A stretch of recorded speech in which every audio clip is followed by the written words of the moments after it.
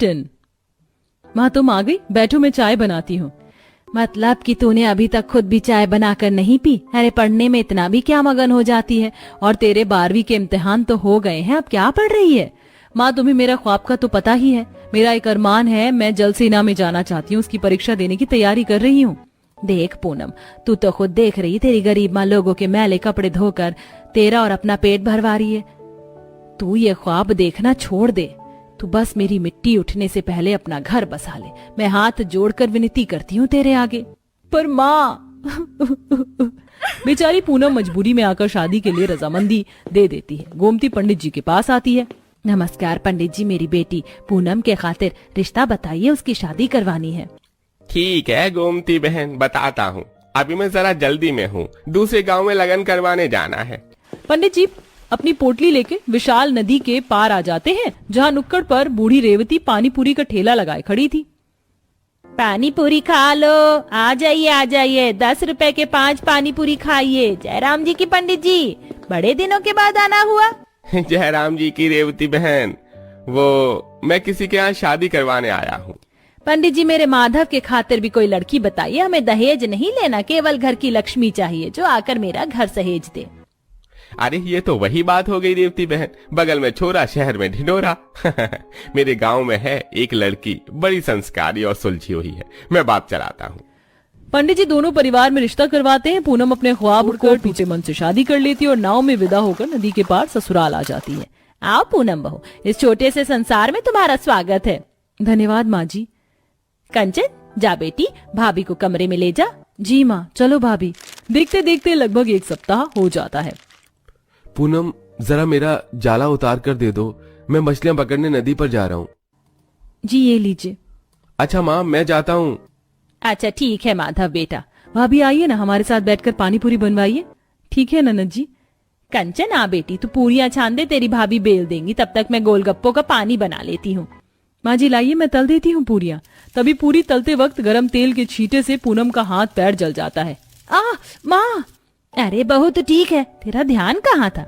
बहू मैं देख रही हूँ जब से तू शादी करके आई है, खोई खोई सी रहती है। क्या तू इस शादी से खुश नहीं थी? तभी पड़ोसन शारदा हाथों में लड्डू का डब्बा लेकर आकर कहती है, ये लो रेवती, मुंह मीठा करो, मेरी बेटी की शादी पक्की हो गई है। लड़का नेवी में है, वो भी कैप्टन है। 10 लाख रुपए तो कैश दे रहे। आखिरकार मेरा होने वाला दामाद शिप चलाता है, समुद्र में तुम्हारे बेटे की तरह मछुआरा थोड़ी है। आंटी जी, माना कि मेरे पति मछुआरे हैं लेकिन मेहनत से कमाते हैं। ये लीजिए आपके लड्डू, आप जा सकती हैं। हाँ जा रही हूँ। अच्छा सबक सिखाया आपने भाभी, बहुत ऐंठ में रहती है ये। माँ जी मैं आपसे अपने मन की इच्छा बताना चाहती हूँ। शादी से पहले मैं शिप की कैप्टन बनना चाहती थी, मगर गरीबी के चलते मेरा सपना अधूरा रह गया। पूनम बहू, आज से तेरा ये सपना तेरी सास का सपना। तू पढ़ और शिप की कप्तान बन, जो कठिनाई आएगी मिलकर सामना करेंगे। इस कदर पूनम की सास उसका हौसला बढ़ाती है और रात में सब लोग बात करते हैं। माँ मैंने सोचा है मैं जो पैसे मछली बेचकर कमाऊंगा उससे हम घर का खर्चा चला लेंगे, और पानी पूरी बेचकर मैं जो कमाऊंगी उससे बहू की पढ़ाई में लगाएंगे। अगले दिन से रेवती जाग कर सुबह 4 बजे उठकर पानी पूरी बनाकर बेचने निकल जाती है। पानी पूरी, खट्टी मीठी पानी पूरी खा लो। आज तो आधा दिन गुजर गया, 1 रुपए की बिक्री नहीं हुई, ऐसे तो बात नहीं बनेगी। रेवती सड़क किनारे लगे ठेले को बाजार में ले जाती है, जहाँ खूब भीड़ भाड़ थी। 10 रुपए में 5 पानी पूरी भैया, 10 रुपए के 5 पानी पूरी, साथ में पापड़ी एकदम मुफ्त, आओ और खाओ। रेवती की पानी पूरी इतनी स्वादिष्ट थी कि खूब सारे लोग खरीद कर खाते हैं। बहुत ही स्वादिष्ट और सबसे सस्ती पानी पूरी बेच रही हो तुम अम्मा। 50 रुपए की पानी पूरी पैक कर दो। बहुत ही स्वादिष्ट और सबसे सस्ती पानी पूरी बेच रही हो तुम अम्मा, 50 रुपए की पानी पूरी पैक कर दो। हाँ बेटी अभी देती हूँ। तभी एकदम से पुलिस वाला आता है और उसे जोर से लाठी मारता है। अरे ओ गरीब बुढ़िया, चल हट यहाँ से, हटा ठेला यहाँ से। बिना परमिशन के ठेला लगाया कैसे तूने? है बस 2 मिनट दीजिए दरोगा बाबू, हटा लूंगी ठेला। इतने में पुलिस वाला उसे सर पर मार देता है, जिससे बेचारी के खून आ जाता है। रेवती घर आ जाती है। ये लो पूनम बहू तुम्हारी किताबों के पैसे, कल जाकर किताब खरीद लाना। माँ जी आपके सर पर इतनी गंभीर चोट कैसे आई? अरे बहू वो रास्ते में थोड़ी फिसलन थी तो फिर गिर गई थी। माँ जी झूठ मत बोलिए, ये गिरने का चोट का निशान नहीं है, किसी ने आपको मारा है। रेवती रोते हुए सब कुछ बताती है, जिस पर पूनम फूट फूट कर रोने लगती। माँ जी, मैं शिप की कप्तान बनना चाहती हूँ, लेकिन इस कदर नहीं, मुझसे नहीं होगा। बहू, मेरी बात ध्यान से सुनो। अभी थोड़े वक्त का कष्ट सह लेना, आने वाले वक्त में हमें तू खुशी देगी। जब तू कप्तान बन जाएगी तो ये हालत और ये दुख भी मिट जाएंगे। अपनी गरीब सास की हौसला बढ़ाने पर पूनम रात रात भर जाग कर लालटेन में पढ़ाई करके नेट की परीक्षा देती है, जिसमें वो पास हो जाती है। देखा बहू, तूने अपनी लगन मेहनत से पहली सीढ़ी पार कर ली। हाँ माँ जी, लेकिन माँ जी अब मुझे समुद्र में शिप चलने का ट्रेनिंग भी करना होगा और उसका खर्चा लाखों रुपए का है, कैसे पूरा होगा? तो चिंता मत कर, वो विधाता बेड़ा पार लगाएगा, सब होगा। अच्छा, मैं मछली पकड़ने जा रहा हूँ। माधव जी जरा रुकिए, मैं भी आपके साथ चलती हूँ, कपड़े धोने हैं। कुछ देर में पूनम माधव के साथ नदी किनारे आ जाती है, जो कि एक बड़े समुद्र को भी जोड़ती थी। माधव जी, ये आवाज कहाँ से आ रही, जैसे कोई शिप चल रहा है? हाँ, वो दरअसल नदी के थोड़ी दूर पर समंदर लगता है। वहाँ पर जल सेना के लोग शिप चलाने की ट्रेनिंग सीखते हैं। अच्छा, मेरी बड़ी इच्छा थी देखने की, आप दिखाएंगे? माधव पूनम को समुद्र के पास ले जाता है, जहाँ जलसेना की सफेद वर्दी में कुछ आदमी शिप चला रहे थे और शिप का कैप्टन उन्हें कंट्रोल कर रहे थे। तभी एकदम से समुद्र के अंदर तेज तूफान आता है, जिससे शिप बेकाबू होने लगती है। कैप्टन विक्रम, संभाल कर चलाओ, don't lose your patience. Madhav ji, आप मुझे शिप के पास लेके चलिए। थोड़ी देर में दोनों नदी से शिप के पास आ जाते हैं और पूनम जहाज को समुद्र से नदी की तरफ मोड़ देती है। वेल डन, आपने ये कैसे किया? जल सेवा में होकर भी हमारा सेंस काम नहीं कर रहा था। सर, समुद्र के तेज बहाव की तुलना में नदी में कम घर्षण और डुबाव का खतरा कम होता है, इसीलिए मैंने शिप को इधर मोड़ दिया था। मैंने परीक्षा में पढ़ा था। Well done. वैसे आपका नाम क्या है? जी, मेरा नाम पूनम है और मैं भी आपकी तरह शिप की कैप्टन बनना चाहती हूँ सर, लेकिन इतनी हमारी हैसियत नहीं कि लाखों रुपए लगाकर ट्रेनिंग करूं। तभी दूसरा शिप चालक अंदर से निकल कर आता है। कैप्टन, मौसम विभाग से खबर आई है, अगले कुछ दिनों तक समंदर के हालात खराब रहेंगे, तो अगली अपडेट आने तक हमको यहीं रुकना पड़ेगा। सर, छोटा मुंह बड़ी बात पर जब तक आप गांव में ठहर रहे हैं, मुझे शिप चलाना सिखाएंगे? जी बिल्कुल, ये तो हमारा फर्ज है। जलसेना के नेवी सहकर्मी जैसे गरीब पूनम के लिए सुनहरा मौका लेकर आए थे। पूनम जी जान लगाकर कुछ ही दिनों में शिप चलाना सीख लेती है और आखिर इम्तिहान भी पास कर लेती है, जिसके बाद शिप के कैप्टन के रूप में उसका चयन होता है। वेल डन मिसेस पूनम, आपकी काबिलियत को देखकर हम आपको कैप्टन के पद के लिए चुनते हैं। Thank you so much sir, thank you so much, it's means a lot. Poonam आंखों में आंसू लिए अपने घर लौटकर एक खुशखबरी सबको सुनाती है और वो दिन भी आ जाता है जब पूनम सफेद वर्दी पहनती है। उसके कंधों पर सितारे चमचमाते हैं। देखकर डबडबाई आंखों से सास विदा करती है। जाओ बहू, और दुनिया को बता दो कि एक गरीब पानी पूरी बेचने वाली सास की बहू भी शिप की कैप्टन बन सकती है। माँ जी, ये आपकी तपस्या का फल है जो मैं कैप्टन बन गई हूँ। मैं चलती हूँ। पूनम आशीर्वाद लेकर नौकरी के लिए चली जाती है और कुछ महीनों बाद जब वह लौट कर आती है तो पूरा गांव उसे फूलों की माला पहनाकर स्वागत करते हैं। गरीब निशा अपने घर में बेड पर बैठकर फ्रूट्स खा रही होती है कि तभी अमीर सपना उसके पास आती है और उसका हाथ पकड़कर उसे बोलती है, निशा, तू मेरे साथ बाहर चल, मुझे तुझे कुछ दिखाना है। सपना जबरदस्ती निशा को अपने साथ बाहर ले जाती है और अपनी कार दिखाती है। अब वो दोनों कार के अंदर बैठते हैं। कैसी लगी हमारी कार? बहुत अच्छी है। मेरे पापा भी कह रहे थे कि बहुत जल्द हमारे भी घर में एक कार आ जाएगी। अच्छा, अब मैं चलती हूँ। इतना बोलकर निशा जैसे ही कार से बाहर आती है तो देखती है कि उसके पिता साइकिल पर बैठकर आ रहे होते हैं और घर चले जाते हैं। वो भी अपने घर जाती है और अपने माता पिता से कहती है, पापा, हम इतने गरीब क्यों हैं? क्या हम कभी कार नहीं देख पाएंगे? आपको पता है मेरी दोस्त सपना, उसके पापा एक कार लेकर आए हैं। ऐसा नहीं है बेटी, तू नहीं जानती कि तेरा रिश्ता कितने अच्छे घर में तय करके आया हूँ। वहां तेरे सारे सपने पूरे होंगे। अपने पिता की यह बात सुनकर निशा शांत हो जाती है और बहुत जल्द निशा की शादी राजीव नाम के लड़के से होती है और शादी वाले दिन राजीव शानदार गाड़ियों के साथ बारात लेकर आता है। देखिए, घर के बाहर 7-8 बड़ी बड़ी कार खड़ी हैं। लड़के वाले तो काफी अमीर लग रहे हैं। अरे लड़के वाले बहुत अच्छी फैमिली से हैं, तभी तो मैंने अपनी बेटी का रिश्ता तय किया है। हमारी बेटी को कार का बहुत शौक है ना, अब वो यहाँ कार से ही आया जाया करेगी। सच में भैया, मुझे तो देखकर लग रहा है कि तुमने अपनी बेटी की शादी कार से भरे ससुराल में कर दी है। भला साधारण परिवार में इतनी सारी गाड़ियां थोड़ी ना होती हैं। मेहमानों की बातें सुनकर निशा के पिता को अपनी पसंद पर गर्व होता है। कुछ ही देर में निशा शादी करके कार में बैठकर अपने ससुराल पहुंच जाती है तो घर के बाहर 3-4 शानदार गाड़ी देखती है। घर के बाहर भी 3-4 ऑडी फरारी जैसी कार ऐसे ही रखी हुई हैं। ये सब क्या हमारी हैं? बहू, हमारे घर के बाहर गाड़ी खड़ी है तो हमारी ही होगी ना। मेरे तो बल्ले बल्ले हो गई, कार से भरे ससुराल में जो आ गई। अब तो रोज नई नई गाड़ी लेकर मार्केट जाया करूंगी और सभी को शो ऑफ करके दिखाऊंगी कि अब मेरे पास भी 1-2 नहीं बल्कि 7-8 कार हैं। निशा अपने ससुराल में इतनी सारी कार देखकर बहुत खुश होती है और अगले दिन अपने पति के साथ वो फरारी में बैठकर एक रेस्टोरेंट में जाती है जो कि उनके घर के पीछे ही था। अरे ये रेस्टोरेंट तो हमारे घर के पीछे ही निकला, फिर भी हम यहाँ तक फरारी से आए हैं। निशा, हम घर से भी बाहर निकलते हैं तो कार में बैठकर ही। आदत डाल लो अब तो हर समय गाड़ी में घूमने की। और तुम्हें नहीं पता, मुझे और पापा को हर तरह की कार रखने का शौक है। हमारे घर में फॉर्च्यूनर, BMW और फरारी जैसी गाड़ियां हैं। क्या आपको भी कार का शौक है? मुझे भी कार का बहुत शौक है। आप मुझे भी कार चलानी सिखा दो ना। हाँ, क्यों नहीं। मैं कल में ही तुम्हें कार चलानी सिखा दूंगा।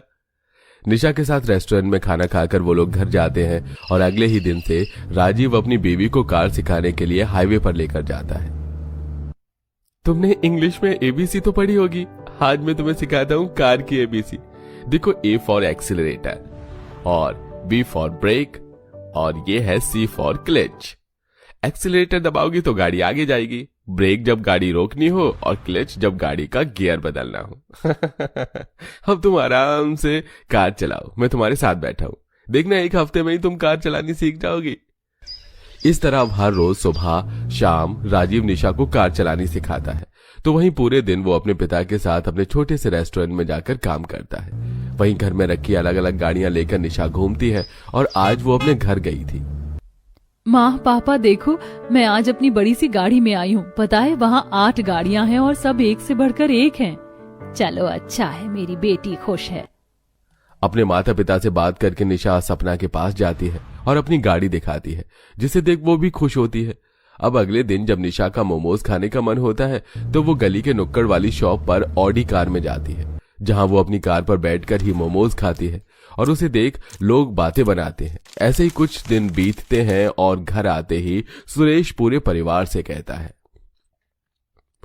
मेरी बहू को भी मेरी और राजीव की तरह कार का बहुत शौक है, इसलिए सोच रहा हूँ कि मैं अपनी बहू के लिए इस बार एक किश्तों में BMW 7 सीरीज कार निकलवा लूं।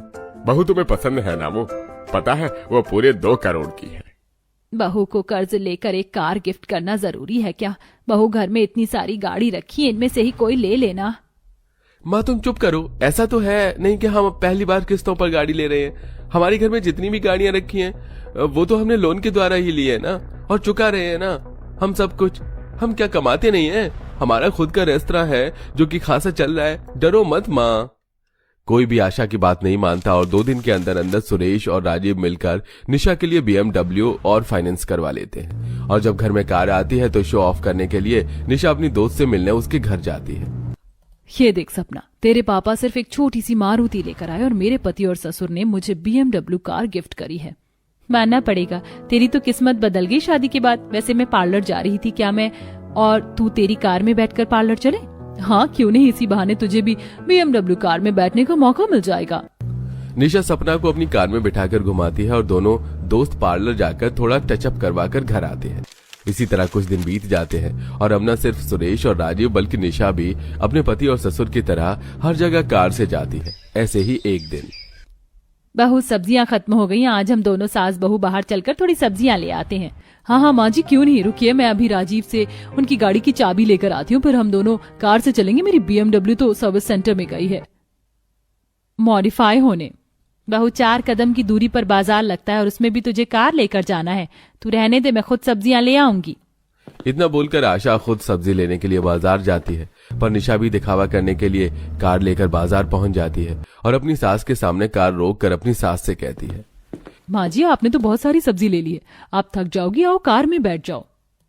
क्योंकि आशा बाजार में थी इसलिए वो अपनी बहू को कुछ बोल नहीं पाती और चुपचाप कार में बैठ जाती है।